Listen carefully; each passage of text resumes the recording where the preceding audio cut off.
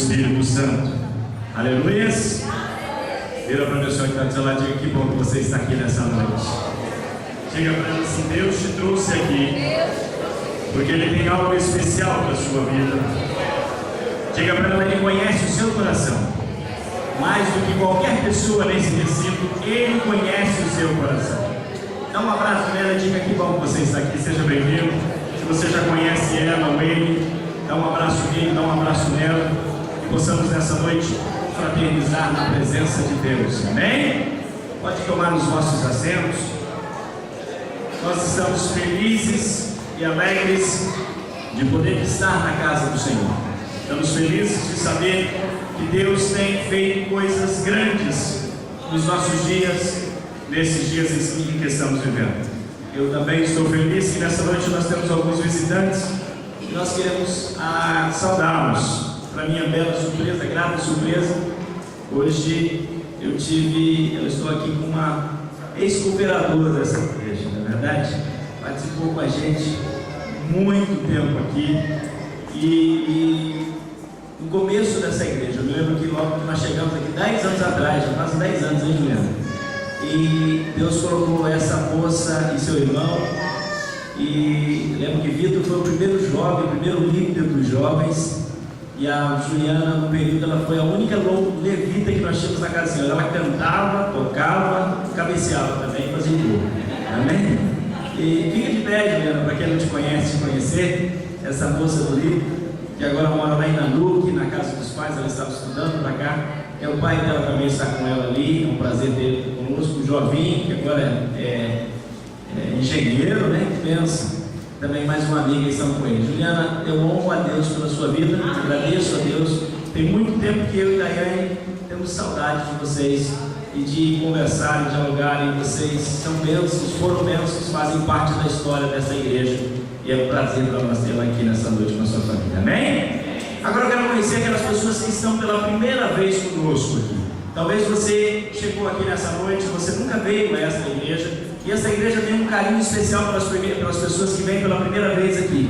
Nós gostamos de dar um presentinho no final do culto. Então, se você fizer a gentileza de fazer um sinal assim com a sua mão, quem veio pela primeira vez, um dos obreiros vai passar para você rapidamente uma folhinha. Tem aqui 4 pessoas mais ali atrás. Fica um pouquinho só com a sua mão levantada. Só tem uma pessoa distribuindo. Tem muita gente hoje. Então dá aí e depois no final do culto você vai entregar este papel para um dos obreiros lá atrás, e ele vai te dar um presentinho, uma lembrancinha da igreja do acampamento. E com certeza você vai ser abençoado. Amém? Vocês já descansaram um pouquinho? Vamos se colocar de pé então em referência à palavra do Senhor. Gênesis capítulo 35, versículo 16. Nós estamos hoje fechando a última mensagem da série Menos Eu, Mais Ele.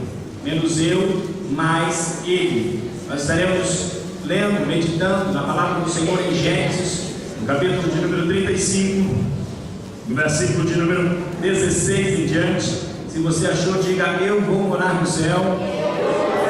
Quem não achou, diga: eu também, pastor, só não achei ainda. Hoje nós estamos com um problema, nós não estamos podendo colocar os versículos no data show. O data show está com um probleminha ali, algumas músicas também não saíram.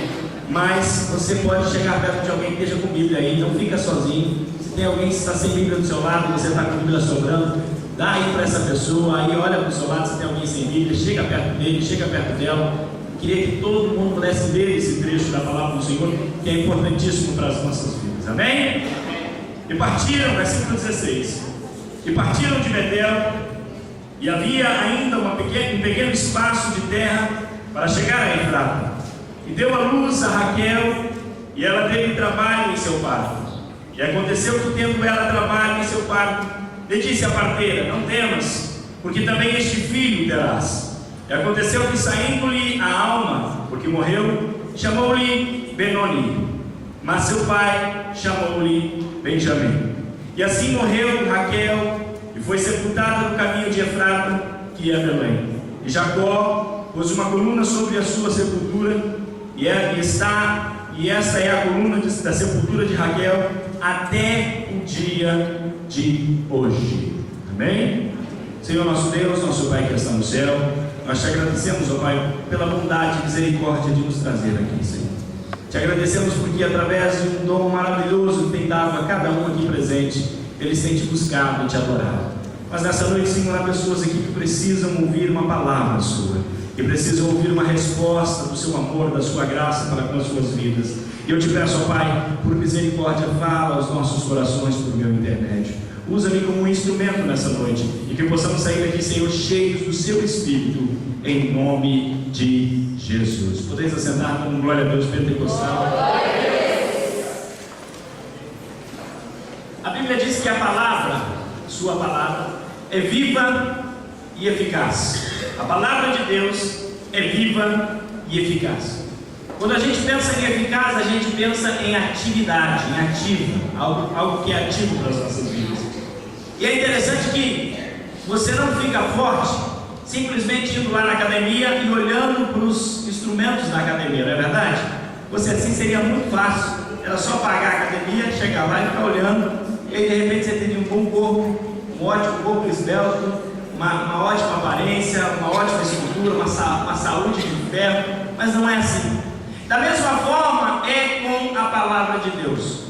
Você não se fortalece espiritualmente simplesmente de olhar para ela, simplesmente de saber que ela está ali, simplesmente talvez de comprar ela e levar para casa, mas você precisa se relacionar com ela. Nessas séries que nós estamos ministrando aqui na Igreja do Avivamento, o intuito é exatamente esse, que você possa pegar histórias que você já conhece, que você já ouviu, que você já estudou, que você já leu na escola dominical, e que você possa trazer essas histórias para a sua vida, como prática de vida diária, em que você possa trazer algo que aprenda no Senhor, e que você possa estruturar a sua vida através disso. Nós estamos hoje no quinto sermão, na quinta mensagem sobre a vida de Jacó, no tema menos eu, mais ele. E quando a gente olha para a vida de Jacó, são tantas lições que nós já tomamos, são tantas coisas que já aconteceram. É interessante que nós já estudamos sobre Jacó indo a Betel, voltando a Betel, nós já estudamos sobre Jacó encontrando as suas duas esposas, nós já estudamos sobre Jacó em várias circunstâncias. Mas agora nós chegamos num ponto crucial na vida de Jacó.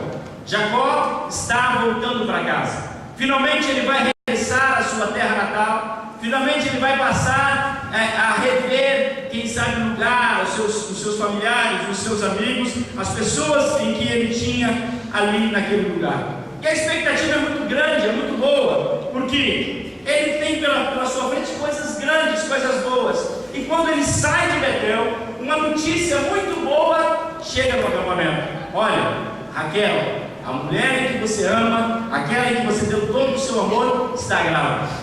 Vai ter um bebê. E ela, por ser Raquel, você que estava no domingo passado aqui, domingo passado, se lembra da história que nós pregamos sobre Raquel? Nós pregamos sobre as brigas internas que Raquel tinha, porque ela era muito aprazível, ela era muito bonita por fora, mas ela tinha o ventre fechado, então ela não produzia, ela era muito externamente perfeita, mas por dentro tinha um problema.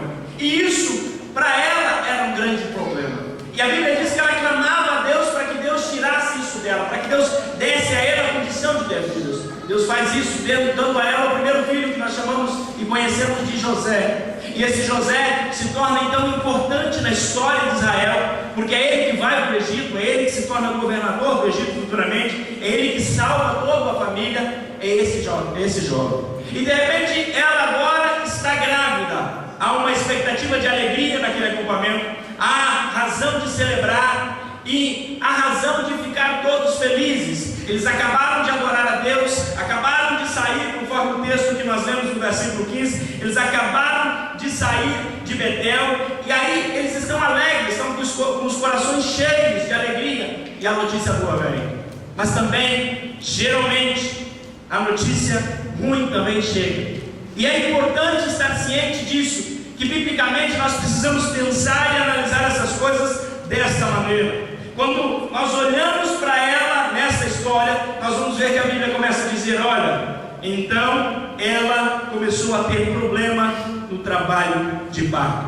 Então ela começa a ter dificuldade no trabalho de parto, naquele momento em que ela ia ter aquele filho, naquele momento em que ela ia dar à luz aquele que seria a alegria para aquele momento. E quando nós olhamos para essa história, nós podemos analisar algumas coisas. E a primeira coisa que eu queria que você analisasse é que muitas vezes, em muitas circunstâncias, o que nós pedimos para Deus, muitas vezes a gente não sabe quanto vai nos custar.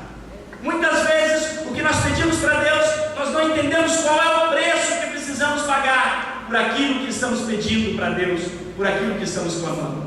A Bíblia relata que ela clamou, que ela chorou, que ela pediu e que ela queria mais um filho. Mas o preço que pagaria seria tão alto que seria talvez a sua própria vida, por conta daquela dificuldade que ela teve para gerar um outro filho. Quando nós pensamos dessa maneira, nós precisamos calcular isso, nós precisamos pensar sobre isso.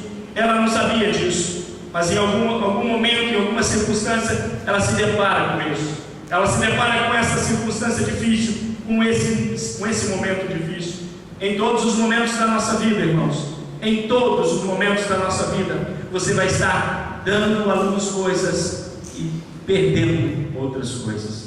Em todos os momentos da sua vida, algumas coisas na sua vida vão nascer, mas algumas coisas na sua vida irão morrer. Essa é a lógica da vida, essa é a lógica das coisas, essa é a lógica de Deus sobre as coisas que nós vivemos, sobre aquilo que celebramos, sobre aquilo que fazemos. Nem tudo estará bem. Se eu fizesse aqui uma pesquisa, não do Ibope, porque ele erra mais do que poderia, mas talvez uma pesquisa aqui e perguntasse: quem é aqui que nunca teve problema? Dificilmente alguém levantaria a mão. E talvez eu perguntasse assim: olha, compara todas as áreas da sua vida, relacionamentos, finança, emprego, compara todas as áreas da sua vida e me diz se está tudo 100% lá. Dificilmente você poderia levantar e dizer: não, está tudo 100% na minha vida. Sabe por quê? Porque nós somos assim. Às vezes está tudo bem no relacionamento, mas as suas finanças não estão boas. Às vezes está tudo bem nas finanças, mas o seu relacionamento com os seus filhos não está bem. Às vezes o seu relacionamento com os seus filhos está ótimo, está abençoado, mas de alguma maneira o seu trabalho não está indo bem, as coisas não estão dando certo. Há algo novo que Deus está dando para a sua vida, há algo novo que Deus está trazendo para você, mas você tem que entender que tem coisas velhas que estarão morrendo. Tem coisas que você precisa entender, que passarão pela sua vida, que passarão pela sua existência, e que talvez não seja aquilo tudo que Deus queria para você, e você precisa entender todas essas coisas. Há um trecho da Bíblia que eu gosto muito, que é Romanos, no capítulo 8, no versículo 28, que diz o seguinte: e sabemos que todas as coisas contribuem juntamente para o bem daqueles que amam a Deus, daqueles que são chamados segundo o seu propósito. O que é que esse texto está dizendo, pastor? Ele está dizendo o seguinte: olha, todas as coisas contribuem. A Bíblia não está dizendo que tudo ia ser perfeito. Há uma ilusão tão grande de achar que quando eu entrego a minha vida para Jesus, eu entro num mar de rosas, e eu entro numa calmaria abençoada, eu entro numa situação que tudo vai bem, e que as portas vão se abrir, e que eu vou ver por todos os lados anjinhos e tudo mais. E deixa eu te dizer uma coisa: a Bíblia não promete isso. Ao contrário, a Bíblia diz: neste mundo tereis aflições, neste mundo tereis circunstâncias difíceis, neste mundo tereis problemas, neste mundo tereis dificuldades. Mas olha o que Romanos está dizendo: todas essas coisas, esses problemas, essas dificuldades, essas desilusões, essas provas que você está passando, todas as coisas contribuem juntamente para o bem daquele que ama a Deus. E se você ama a Deus, levanta a sua mão e agradece a Ele por isso.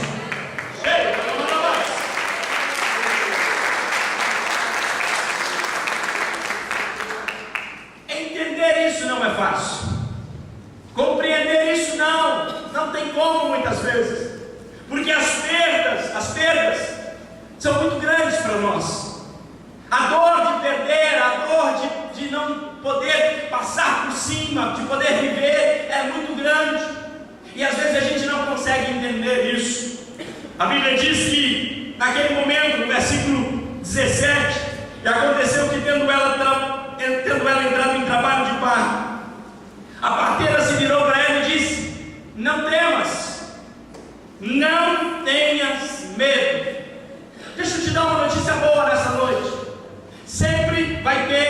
parteira perto de você. Você não entendeu, né? Não entendeu. Vira para a pessoa que está dizendo, diga assim, olha, talvez você seja a parteira. Como assim, pastor? O que é que você está pregando, pastor? O que é que você está dizendo? Muitas vezes nós precisamos de pessoas do nosso lado para nos confortar nos momentos de dificuldades. E muitas vezes nós não entendemos que Deus levanta pessoas em lugares e em momentos específicos em nossa vida. Às vezes você não conhece aquela pessoa, mas ela está lá no laboratório, em que você vai receber a notícia ruim, e de repente aquela pessoa vira para você e diz assim, ó, vai dar tudo certo. Talvez você está no meio de uma circunstância que você não imaginava que estaria, e Deus traz alguém do seu lado, seja no ônibus, seja no avião, seja aonde quer que for, Deus traz alguém do seu lado, a parteira naquele momento, e diz, olha, vai dar tudo certo. Eu estou profetizando para você nessa noite, sabe por quê? Porque talvez a parteira da sua vida seja eu nessa noite. E eu venho aqui como profeta dizer para você, vai dar tudo certo.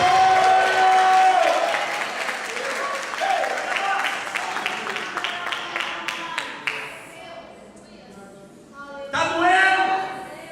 Está difícil? Eu não sei como, pastor, eu vou passar por isso. Deixa eu te dizer uma coisa, é através dessa dor que Deus está trabalhando em você. É através dessa circunstância que Deus está ajustando a sua história. Ele está trabalhando para trazer tudo de uma maneira certa. Talvez você não entenda agora, mas você entenderá depois, assim diz a palavra de Deus. Talvez você não compreenda hoje por quê, e você abre o seu coração e diz para Deus, por que Deus? Por que disso? Por que daquilo? Por que está acontecendo isso comigo? Só comigo, Deus. E Deus está dizendo para você, eu estou trabalhando por você. Você não compreende, você não entende, você pode talvez não estar vendo, mas a sua vitória está mais perto do que você imagina. Não temas, não temas, não temas.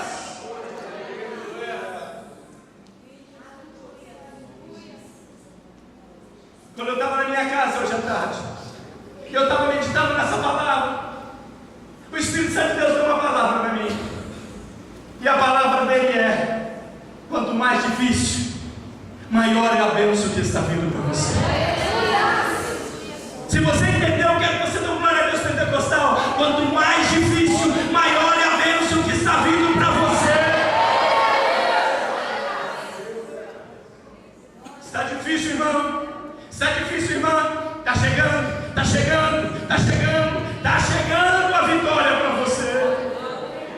Versículo 18 diz, e aconteceu que saindo-lhe a alma, isto é, morrendo, chamou-lhe de Benoni.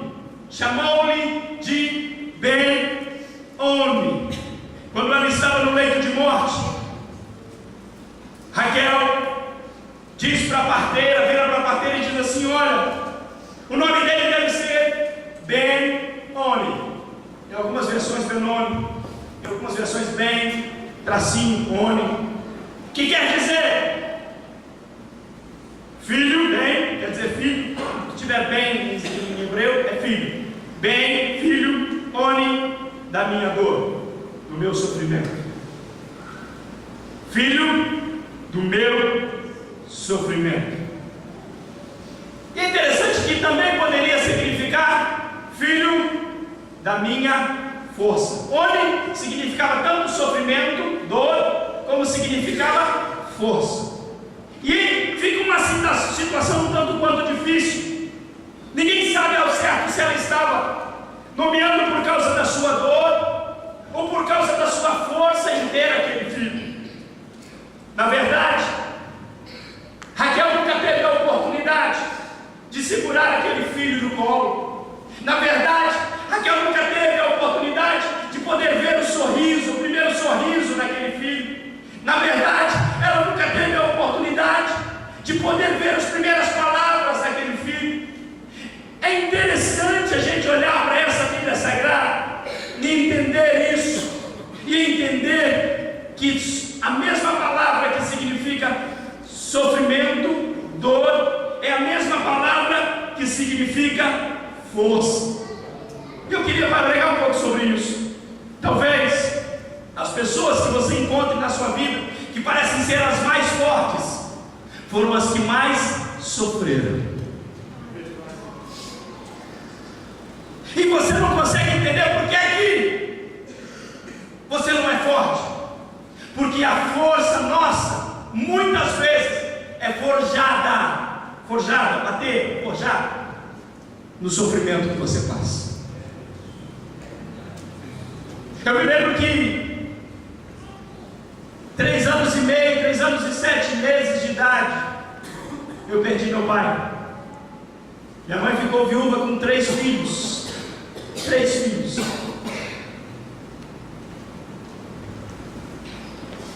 E ela conta que ela entrou dentro do hospital, se trancou dentro de um banheiro. E ali naquele banheiro ela falou: Deus, eu quero morrer. Meu marido morreu, ele tinha 20 e poucos anos, ela também 26, acho que ela tinha. E ele tinha 28, 29. Ela tinha 3 filhos. Eu com 3 e pouco, às vezes ele com 2, 1 e 7, acho que eu decidi. E o Gesiel com 5 anos. E ela entrou naquele banheiro e disse: Deus, eu quero morrer. Era a maior dor que ela sentia, era o amor da vida dela, era a paixão de adolescência.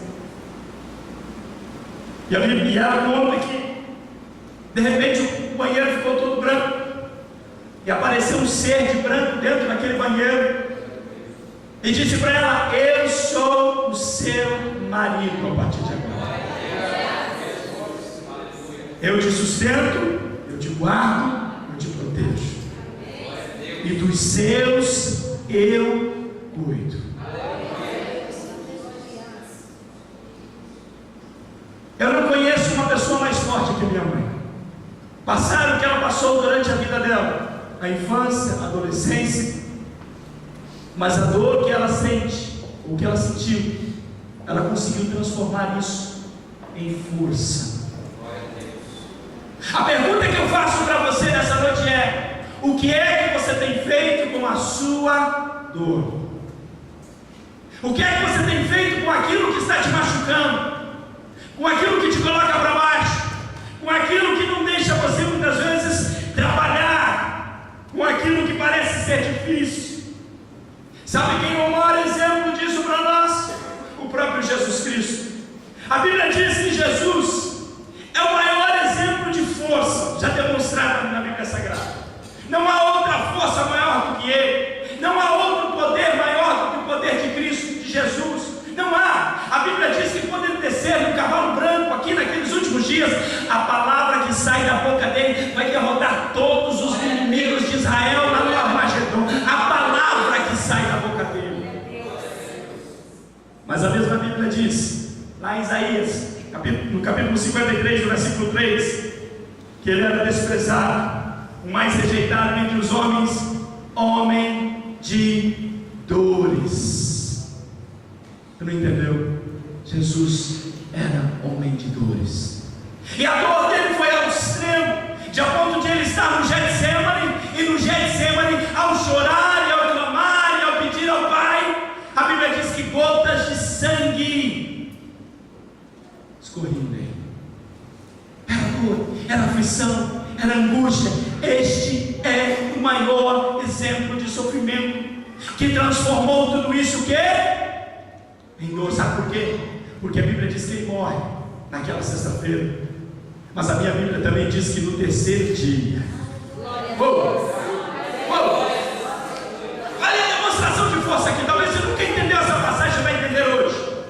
Ele levanta daquele sepulcro. Eu estou imaginando, a Bíblia não diz isso, mas eu estou imaginando.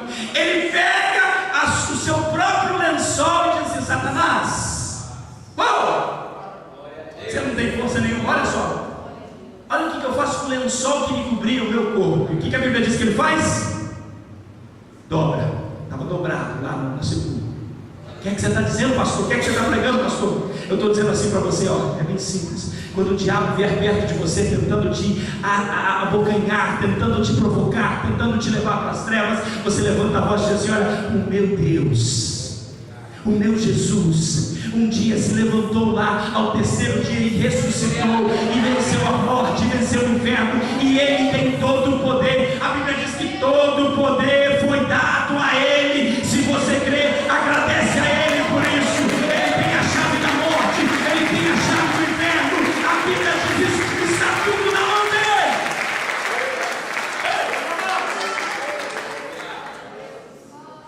Mas alguns de vocês aqui nesta noite estão vivendo situações de grande dor, de grande sofrimento, de grandes circunstâncias que você não entende, você não sabe o que é, por que é. E talvez você não consiga entender neste momento o que está acontecendo.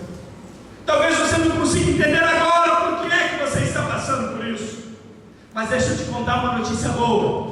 Se você não consegue entender, se você não consegue compreender, você pode fazer uma coisa, e a mesma coisa que Jacó fez nesse texto. Sabe o que é? Você pode renomear a circunstância em que você está vivendo. Você pode dar outro nome a esse momento. Você pode dar outro nome a essa circunstância. Por que, pastor? Porque a sua dor de hoje, ela é e pode ser a sua força numa manhã.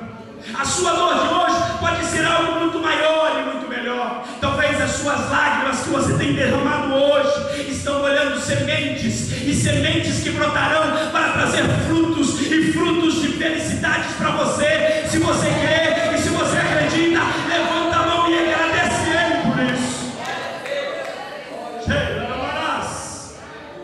Versículo 18 diz: e aconteceu que, saindo-se-lhe a alma porque morreu, chamou-lhe Benoni. Mas seu pai, Jacó, chamou de Benjamim. Sabe o que é? Eu mais ou menos entendo. Jacó chega naquela circunstância, e quando ele ouve falar do nome, ele diz: não. Mas espera aí, é o último pedido de uma mãe que está morrendo. Ela nomeou o filho Benoni, filho da minha dor, filho da minha angústia, filho da minha aflição. Mas ele, naquele momento, ele toma uma atitude. Que atitude é essa, pastor? É a atitude de não nomear o filho, de acordo com o momento na história em que eles estavam vivendo, de acordo com a circunstância e a situação que eles estavam vivendo. Antigamente existia um costume, o costume era direito do pai nomear os filhos. E eu tenho uma profecia, uma palavra de Deus para você nessa noite. A única pessoa que pode dar nome para você é o seu Criador. Você não entendeu? Eu vou te explicar. As pessoas estão te chamando de tudo. As pessoas estão nomeando você tantas coisas. As pessoas estão dizendo isso, aquilo outro de você. Mas não, sabe por quê? Porque a última palavra sempre é daquele que está lá em cima. Aquele que diz quem você é, o que você pode, o que você tem, aquilo que Deus colocou na sua vida. Ninguém pode dizer para você a não ser o que Ele disse para você. E eu quero te desafiar nessa noite a sonhar o que Deus tem sonhado para você. Eu quero desafiar você nessa noite a buscar entender o que Deus quer para a sua vida, o que Deus quer para você, porque é isso que Deus tem para você. Somente o Pai Celestial.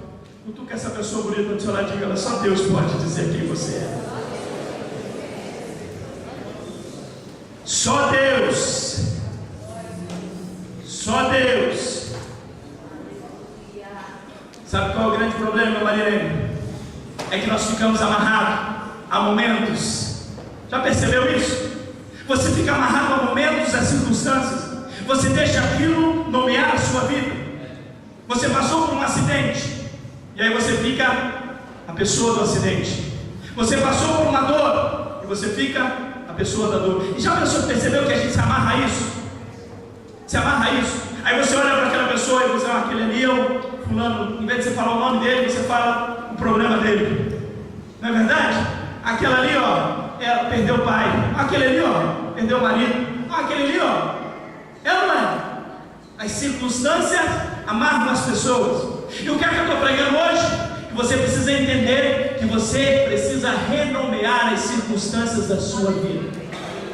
Você precisa dizer para você mesmo que você não aceita que aquelas tristezas produzidas por um breve momento, por uma circunstância ruim, vão estar atreladas a você no resto da sua vida. E eu não estou dizendo isso para que você se esqueça de um ente querido, não, para que você não sinta dor, não. Eu estou dizendo isso porque existe algo em Deus que você precisa aprender nessa noite. Sabe o que Jacó faz? Jacó chega e chama o filho de Benjamim. Sabe o que quer dizer Benjamim? Para entender isso, você precisa entender uma coisa aqui. Entender que Jacó renomeou vários lugares na sua vida. A Bíblia diz que ele chegou em Luz, pôs uma pedra no travesseiro, viu o céu aberto, viu uma escada de anjos subindo e descendo. No dia seguinte ele renomeou o lugar. Ele diz: olha, isso aqui não é mais Luz não, aqui é Betel. O que quer dizer? Porta do céu. Porta do céu. A Bíblia diz que ele, uma outra oportunidade, ele estava andando e de repente Deus abriu a visão dele e ele viu um grande exército de anjos naquele lugar. Ele falou: não, esse lugar não é mais o nome que é, não. Esse lugar se chama agora Manaim, acampamento de anjos. Aí, de repente, um dia Deus se encontra com ele lá em Jaboque. O que acontece em Jaboque? Deus vira para ele e fala assim: olha, você não se chama mais, seu nome agora é Israel. Vocês aprenderam aí? Seu nome não é mais Jacó, seu nome é Israel. Você não é mais o enganador, você não é mais o usurpador, agora você é aquele que lutou com Deus e prevaleceu. E aí, para não deixar por menos, naquela circunstância, ele muda o nome do lugar também, sabia disso? O lugar chamava Jaboque, ele passa a ser chamado de, alguém sabe? Peniel. Peniel. E é interessante olhar para isso. Por quê? Porque ele parou e pensou: bom, se eu posso mudar o nome de lugar, e Deus pode mudar o meu nome, eu também posso mudar o nome do meu filho. E ele foi lá e disse: bom, então vamos chamar ele de Benjamim. Ben, filho, Jamim. Vocês não vão entender ainda.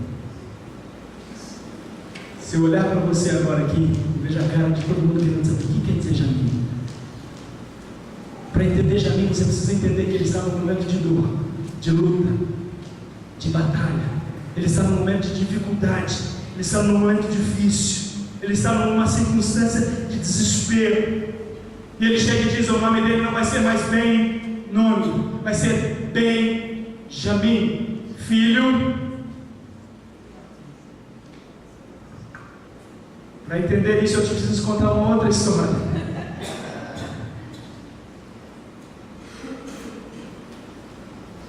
Vem cá, André, rapidinho. Quando o pai ia abençoar o filho,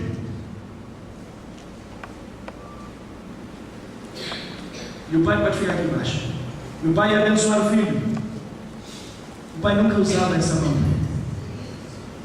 O pai usava a mão direita. Era a mão da bênção, era a mão de abençoar, era a mão que dizia: a minha bênção está sobre você e você vai prosperar. Sabe o que quer dizer Benjamim? Filho da mão direita.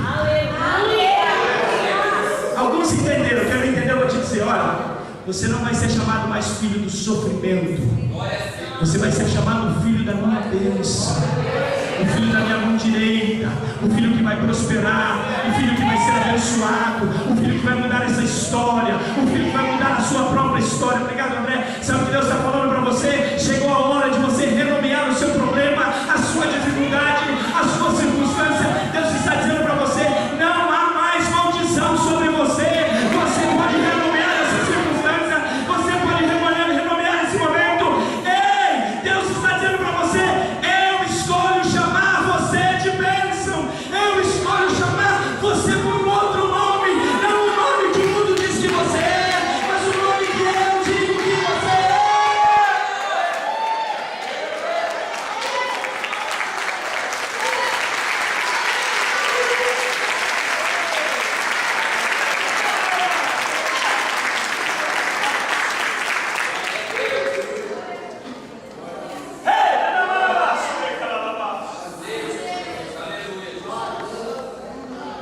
Pastor, onde é que ele aprendeu isso?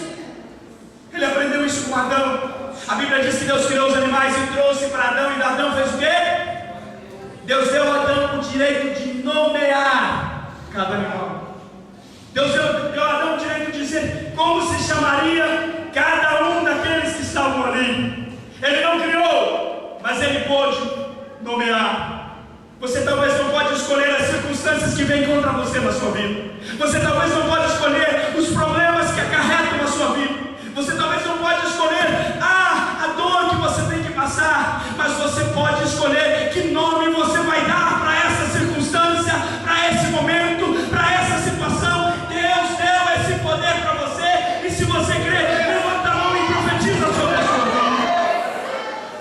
Talvez você diga: pastor, mas você não sabe da minha vida, você não sabe da minha enfermidade, você não sabe do meu problema, você não sabe da minha dificuldade financeira, pastor, você não sabe da minha depressão, você não sabe de nada disso. Mas eu sei de uma coisa, e eu, como profeta de Deus, te digo: renomeia essa situação, renomeia ela, e diz: eu chamo isso aqui bênção, eu chamo isso aqui um momento, mas eu chamo um momento para a eternidade com Cristo, de coisas boas. Pega a sua mão direita, coloque no seu próprio coração. Eu quero que você diga para você mesmo: não deixe que as situações ditem o seu destino. Diga para você mesmo: não deixe que as situações, que as circunstâncias ditem o seu destino. Diga para você mesmo: eu creio que Deus me chamou para coisas maiores do que isso.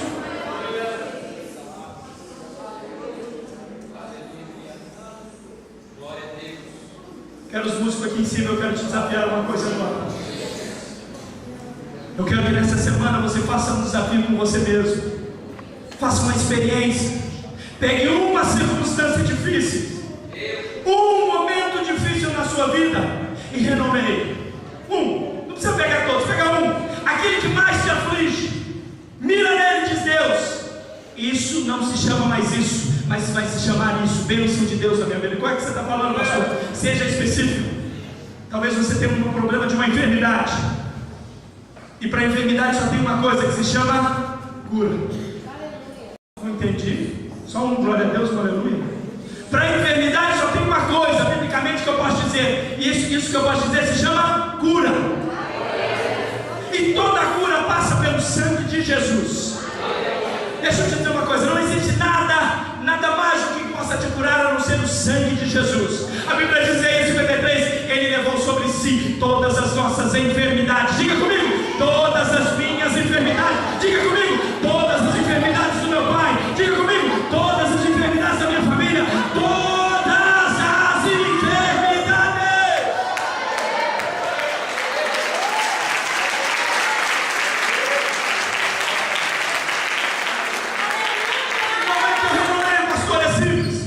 O médico te diz que você está com uma enfermidade, você vira para aquela enfermidade ou para aquele diagnóstico e diz: olha, a cura de Deus está sobre este problema. E você exercita a sua fé. O que é isso, pastor? Você começa a acreditar que a cura de Deus está sobre a sua vida. Você começa a profetizar: eu estou curado, eu estou curado. Eu não estou dizendo para você largar de tomar remédio, não. Eu não estou dizendo para você não ir no médico, não. Eu estou dizendo para você profetizar sobre a sua vida que algo vai mudar e Deus vai mudar. Você crê? Amém. Você crê? Amém. Eu queria que você ficasse de pé. Baixa um pouquinho o violão, um pouquinho, bem baixinho. Fica de pé todos aqui na igreja.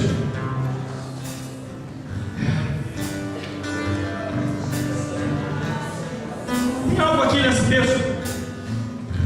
Tem algo nesse texto que exemplifica o que eu estou pregando agora.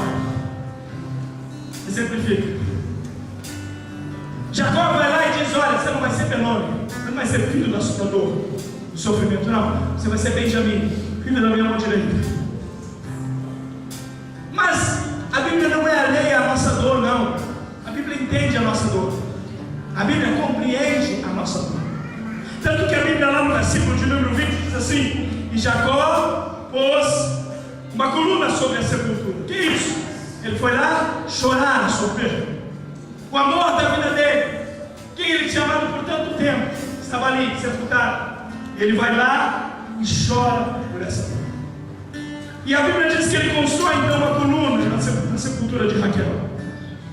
É a primeira referência de lápide na Bíblia. Ele é o primeiro a construir um túmulo para sua esposa. Uma lápide.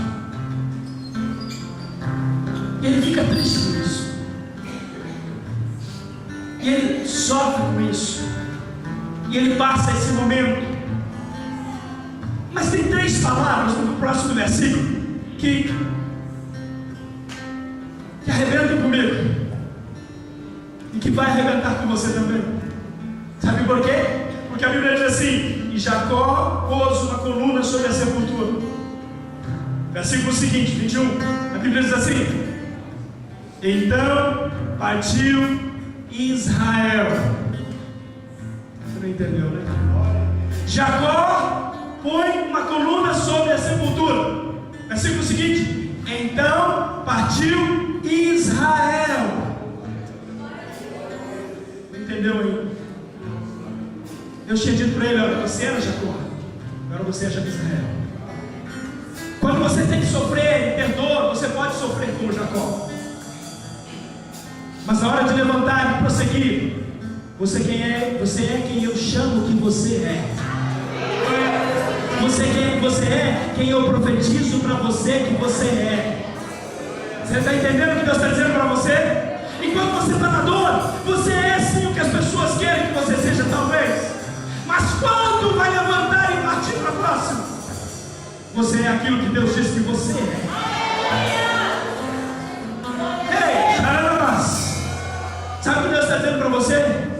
Você é Israel dele. Está na hora de levantar, renomear a circunstância e começar a viver aquilo que Deus tem para a sua vida. Está na hora de deixar o passado, colocar uma sepultura sobre ele e dizer: eu sei que eu sofri, que eu passei, que eu vivi. Ninguém está dizendo para você negar isso, mas está dizendo para você: está na hora de mudar de atitude, está na hora de levantar lá um Israel de Deus, aquele que batalha com Deus e prevalece.